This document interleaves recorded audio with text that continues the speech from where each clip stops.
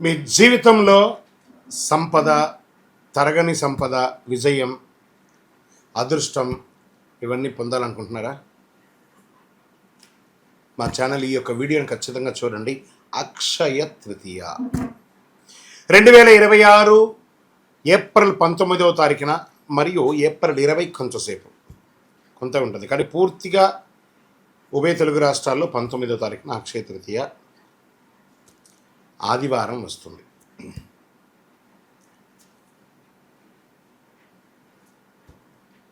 ఈరోజు చేసే పుణ్యాలు కానీ, దాన ధర్మాలు కానీ, కొనుగోలు కానీ అన్నీ ఎప్పటికీ తరగవని కూడా చెప్తూ ఉంటారు. అక్షయ తృతీయ అంటే ఏంటి అసలు? అక్షయం అంటే ఎప్పటికీ తగ్గని, నశించని అని అర్థం.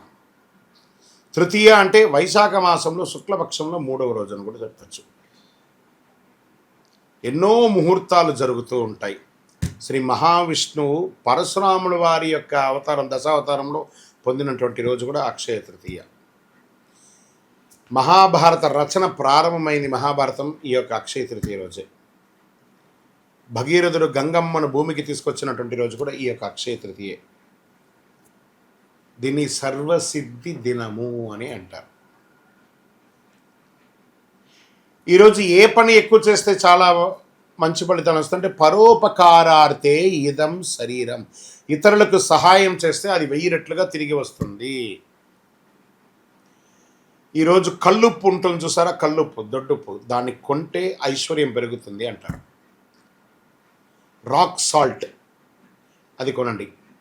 ఇంకా కొంతమంది బంగారం కొంటూ ఉంటారు, అది వారి వారి ఇష్టం, కానీ ఎక్కడ కూడా చరిత్రలో బంగారమే కొనాలని రూల్ ఎక్కడా చెప్పలేదు. లక్ష్మీదేవి అనుగ్రహం వస్తుంది. బంగారం కొనడం గైనే కదా, ప్రాపర్టీ పెరుగుతుంది. ఇంకా ఈరోజు ఏం చేయాలి? లక్ష్మీ అమ్మవారికి కనకదార స్తోత్రం చేయండి, లక్ష్మీ అష్టోత్తరం చేయండి, లక్ష్మీ కుబేరుని ప్రార్థన చేయండి. యక్షాయ కుబేరాయ వైశ్రవణాయ ధనధాన్యాధిపతయే ధనధాన్య సమృద్ధిం దేహి దేహి తాపయ స్వాహ అని చెప్పి మంత్రాన్ని చెప్తూ చక్కగా కుబేరునికి ఇంట్లో దీపం వెలిగించి పూజ చేస్తే డబ్బు, ధనం, వ్యాపారం అద్భుతంగా పెరుగుతుంది.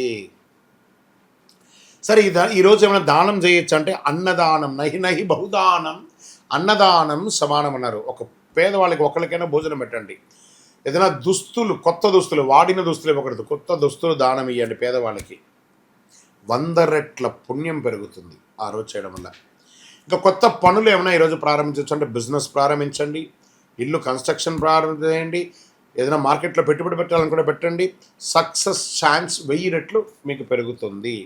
సరే, ఎలా పూజ చేసుకుంటే బాగుంటుంది? ఈ యొక్క అక్షయ తృతీయ రోజు ఉదయం లేచి చక్కగా తైలాభ్యంగన స్నానం చేయడం, గడపంతా కూడా కడిగి చక్కగా బొట్లు పెట్టడం, ముగ్గులు పెట్టడం, మగవాళ్ళు, స్త్రీ పురుషులు ఎవరైనా కూడా కలిసికట్టుగా ఈ పనులని కూడా ఆడవాళ్ళు ఒక పని, మగవాళ్ళు ఒక పని చేసుకొని పెట్టడం, మంచి తీపి వంటలు తయారు చేసుకోవడం, దేవాలయం, దేవుడి ఇంట్లో చక్కగా పాత పూలన్నీ తీసి విగ్రహాలు ఏమంటే కడిగేసి చక్కగా బొట్టు పెట్టేసుకోవడం, దీపం వెలిగించి పువ్వు పెట్టడం, మంచి ఎర్రని పుష్పాలు, తెల్లని పుష్పాలు అన్నీ కూడా తీసుకొచ్చి ప్రార్థన చేయడం, శ్రీ మహాలక్ష్మీ నమః కుబేరాయ నమః అని చెప్పుకుంటూ ప్రార్థన చేయడం. చివరిగా కొద్దిగా నైవేద్యం బెల్లంతో కానీ దాంతో పాయసం ఒకటి చేసి అమ్మవారికి, స్వామివారికి ఎక్కించేసి కొంతమందికి తెలిసిన వాళ్ళకి ఇవ్వండి.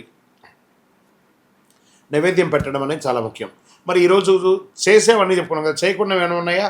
కోపం అసలే ఉండకూడదు. ఈరోజు ఒక్క రోజైనా ప్రయత్నం చేయండి. ఈరోజు నేను ఎవరిని కోపడను, గొడవలు అసలే ఉండకూడదు, అప్పులు తీసుకోవడం చేయకూడదు, ఎందుకంటే అదే కంటిన్యూ అవుతుంది.